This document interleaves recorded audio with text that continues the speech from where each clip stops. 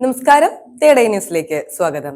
മലയാള cinema പ്രേക്ഷകർക്ക് പ്രിയങ്കരിയായ നടിയാണ് ശ്വേത മേനോൻ. മോഡലിംഗിലും സ്വന്തമായ ഒരിടം കണ്ടെത്താൻ ശ്വേതയ്ക്ക് സാധിച്ചിരുന്നു. മികച്ച നടിക്കുള്ള സംസ്ഥാന ചലച്ചിത്ര പുരസ്കാരമടക്കം ശ്വേതയ്ക്ക് ലഭിച്ചിട്ടുണ്ട്. ഇപ്പോഴിതാ മലയാള സിനിമയിൽ ശ്വേതയ്ക്കുണ്ടായിരുന്ന സുഹൃത്ത് ബന്ധം നഷ്ടമായതിന്റെ സത്യം പറയുകയാണവർ. മഞ്ജു വാര്യർ, ഭാവന, പൂർണിമ, ശ്വേത മേനോൻ, സംയുക്ത വർമ്മ, ഗീതു മോഹൻദാസ് എന്നിവരുടേതായൊരു സൗഹൃദ സംഘമുണ്ടായിരുന്നു മലയാള സിനിമയിൽ. എന്നാൽ ഇന്ന് ശ്വേത ആ സൗഹൃദ കൂട്ടായ്മയുടെ ഭാഗമല്ല. അതിനു പിന്നിലെ കാരണം വെളിപ്പെടുത്തുകയാണ് താരം ഇപ്പോൾ. നമ്മുടെ കാഴ്ചപ്പാടുകളൊക്കെ മാറി. എല്ലാത്തിന്റെയും അടിത്തറ എന്ന് പറയുന്നതുണ്ട്. ഞാൻ നേരെ വാ നേരെ പോ ആളാണ്. വാക്കുകൾ വളച്ചൊടിക്കാനോ കടിച്ചൊടിച്ച് സംസാരിക്കാനോ എനിക്കറിയില്ല. ഞാൻ ഒറ്റ മകളാണ്. എനിക്ക് സ്നേഹിക്കാൻ മാത്രമേ അറിയുള്ളൂ. എന്നോട് ആരെങ്കിലും കള്ളത്തരം പറഞ്ഞാൽ ആരാണെങ്കിലും ഭയങ്കര ബുദ്ധിമുട്ടാണ് അത് ദഹിക്കാൻ. ഞാൻ ആരുടെയും ജീവിതത്തിൽ വന്ന് കള്ളം പറയാറില്ല. അങ്ങനെയുള്ളവർ ഒന്നെങ്കിൽ വരാതിരിക്കുക, അല്ലെങ്കിൽ കള്ളം പറയാതിരിക്കുക. അങ്ങനെ എന്തോ ഒരു സ്വരച്ചേർച്ചയില്ലായ്മ വന്നതാണെന്ന് ശ്വേത പറയുന്നു. കള്ളത്തരം പറഞ്ഞതാണ്. അന്ന് എനിക്ക് തോന്നിയത് ഞാനാണ് ഏറ്റവും അവസാനം അറിഞ്ഞതെന്നാണ്.